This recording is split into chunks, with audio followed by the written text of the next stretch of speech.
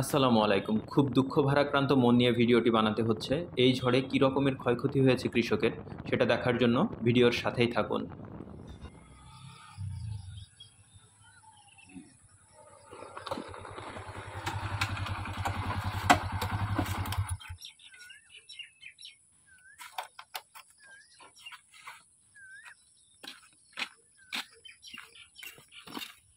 আজকে ঝড়ের একদিন পরে আমি মাঠে এসেছি একটু মাঠটা দেখার জন্য। তো আসলে মাঠে আসার পরে আমার এত খারাপ লেগেছে যে মানে যে পরিমাণ ফসলের ক্ষয়ক্ষতি হয়েছে। সো চলুন আগে আপনাদের ওটা দেখাই, তারপরে কিছু কথা বলার চেষ্টা করছি। সো এই হচ্ছে আমাদের মাঠের ঢোকার প্রবেশপথ, এবং এখানে এই জমিতে গাছটা ছোট থাকার কারণে কলার ক্ষতি খুব একটা হয়নি। বাট এই জমিতে কলা যেগুলোতে ধরেছে সেইগুলো সম্পূর্ণ ভেঙে গিয়েছে। মানে এই রাস্তা দিয়ে যে যাওয়ার ওয়ে নেই, আমাকে জমির মধ্যে দিয়ে যেতে হচ্ছে। মানে কলা গাছগুলো এমন উল্টাপাল্টাভাবে ভেঙে পড়ে আছে। তো আসলে এই যে সাইডে দেখতে পাচ্ছেন একটা কলার কাঁধি, মানে কৃষকের স্বপ্ন ভেঙে পড়ে আছে। আপনারা হয়তো বস্তুত দেখতে পাচ্ছেন ওটা কলার কাঁধি ভেঙে পড়ে আছে, বাট আমার কাছে মনে হচ্ছে ওটা কৃষকের স্বপ্ন ভেঙে পড়ে যাচ্ছে। এই জমিটা হচ্ছে আমাদের। তো এখানেও প্রত্যেকটা গাছেই কলা ধরে আছে এবং গাছগুলো ভেঙে গিয়েছে। তো এটা নিয়ে আসলে আমার আব্বুরও অনেক স্বপ্ন ছিল, যেটা আসলে ভূপাতিত হয়ে পড়ে আছে। তো এটা হচ্ছে হয়তো আল্লাহর কোনো ভালো পরিকল্পনা আছে, যার কারণে তার বান্দাদের ধৈর্যের পরীক্ষা নিচ্ছেন, বা এটা একটা পরীক্ষাই বলবো আমি। না হলে কেন এইভাবে প্রত্যেকটা কলা গাছে, একটা সিঙ্গেল ওয়ান কলা গাছ এখানে দাঁড়িয়ে নেই, সবগুলো ভেঙে গিয়েছে এবং সবগুলোই কলা ধরেছে। সো এই হচ্ছে বর্তমানে আমাদের জমির আপডেট। এবং আপনারা দেখতে পাচ্ছেন এই যে এখানে কলা গাছ ভেঙে কলা সহ পড়ে আছে, প্রায় অলমোস্ট রেডি হয়ে গিয়েছে কলাগুলো বিক্রির জন্য। সো আসলে খুবই কষ্টের বিষয়, একটা কৃষকের এটা মেনে নেওয়ার মতো অবস্থায় একটা কৃষক এখন বর্তমানে নেই। সো এই হচ্ছে বর্তমান লাস্ট আপডেট আমাদের। আমি আবারও আলহামদুলিল্লাহ পড়ছি, এটা আমার বাবার কলার জমি। আমি একজন কৃষকের ছেলে, আমার বাবা একজন কৃষক।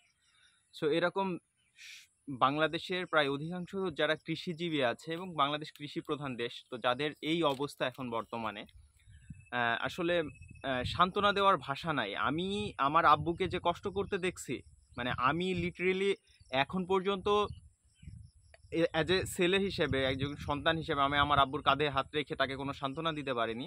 মানে আমার নিজেরই এত খারাপ লাগছে এই অবস্থা দেখে।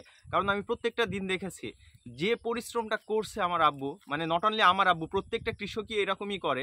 মানে তার প্রত্যেকটা ফসলের জমি, তার যে চাষাবাদ, এটাকে নিজের সন্তানের মতো লালন করে, ধারণ করে। সো সেই জায়গা থেকে এই যে এই ক্ষতিটা হয়েছে, তো আমি এই ক্ষতিটার জন্য আসলে খুব বেশি কাউকে ব্লেম দেওয়ার কিছু নেই। কারণ এটা মহান রব চেয়েছেন তাই হয়েছেন, হয়তো এর চেয়ে ভালো পরিকল্পনা করেছেন। কারণ তার বান্দাকে আমাদের রাব্বুল আলামিন কখনোই কষ্টে রাখবেন না, আমি জানি। সো যেটা বেসিক্যালি হয়, কৃষকরা যখন আপনার সিন্ডিকেটের কারণে যখন মার খায়, সেই জিনিসটা হচ্ছে বাংলাদেশের সবচেয়ে বড় কষ্ট। যেমন এই বছরটাই ফার্স্টে কপি যে ফসলটা ছিল, কপিতে মার খেয়েছে কৃষক, এবং তারপরে যে পেঁয়াজ ছিল, পেঁয়াজে মার খেয়েছে কৃষক, এবং এরপরে প্রাকৃতিক দুর্যোগের জন্য এই যে কলা ভেঙে গেল। মানে মাঠের একেবারে অনেক বাজে অবস্থা। আমি তো লিটারেলি যখন মাঠে ঢুকবো, আমি ঢুকতে পারি নাই। সো আমি মানে যারা এই ভিডিওটা দেখছেন এবং যারা ঊর্ধ্বতন কর্মকর্তা আছেন বাংলাদেশের, আমি চাইবো সবসময় আপনারা একটা জিনিস মেনটেন করার চেষ্টা করবেন বা ব্যালেন্স করার চেষ্টা করবেন। আসলে আমি ছোট মানুষ, এত বুঝি না, বাট যদি এটা সম্ভব হয় যে কৃষক তার ফসলের মূল্য সহ তার যে শারীরিক পরিশ্রম, মানসিক পরিশ্রম, এই জিনিসগুলোর মূল্য যেন সঠিকভাবে পায়। কারণ একটা ফসল তুলতে, মোর দ্যান এই কলাটা তুলতে 1 বছর সময় লাগে।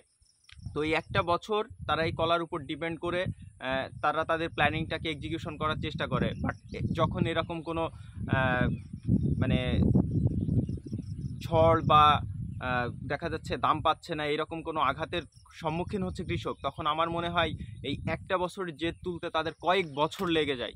সো আমি আপনাদের কাছে বিনীত অনুরোধ জানাই, আপনারা যারা ঊর্ধ্বতন কর্মকর্তা আছেন, বাংলাদেশের কৃষি ডেভেলপমেন্ট অ্যাসোসিয়েশন বলেন বা যে কোনো জায়গায় আছেন, আপনারা সর্বোচ্চ চেষ্টা করবেন কৃষক যেন তার ঘামের টাকা, তার রক্তের টাকা, তার কষ্টের টাকা, তার ফসলের টাকা সব মিলিয়ে একটা ন্যায্য মূল্য এই ফসল থেকে পেয়ে থাকে। না হলে বাংলাদেশের কৃষি এগিয়ে যেতে পারবে না। আমরা যারা তরুণ সমাজ আছে আমরাও স্বপ্ন দেখি যে আমরা কৃষি নিয়ে এগিয়ে যাব বাংলাদেশে, আমরা একটা ফার্মিং করব, আমরা লেখাপড়া করেছি, আমরা চাকরি থেকে অনেকেই চাচ্ছে কৃষির দিকে তাদের ক্যারিয়ার মুভ করতে। তো আপনারা যদি বাংলাদেশের কৃষককে যথাযথ মূল্যায়ন করতে পারেন, আমার মনে হয় যখন কিছু শিক্ষিত মেধা কৃষির দিকে তারা অগ্রসর হবে, তাদের পারিশ্রমিকের মূল্য পাচ্ছে এটা দেখার পরে, আমার মনে হয় বাংলাদেশের কৃষি আরও এগিয়ে যাবে এবং দেশের ডেভেলপমেন্ট আরও দ্রুত হবে। সো যারা এই ভিডিওটা দেখছেন তারা চেষ্টা করবেন, যারা ঊর্ধ্বতন কর্মকর্তা আছেন, কৃষক যেন সবসময় তাদের ন্যায্য মূল্যটা পায়। ধন্যবাদ সবাইকে।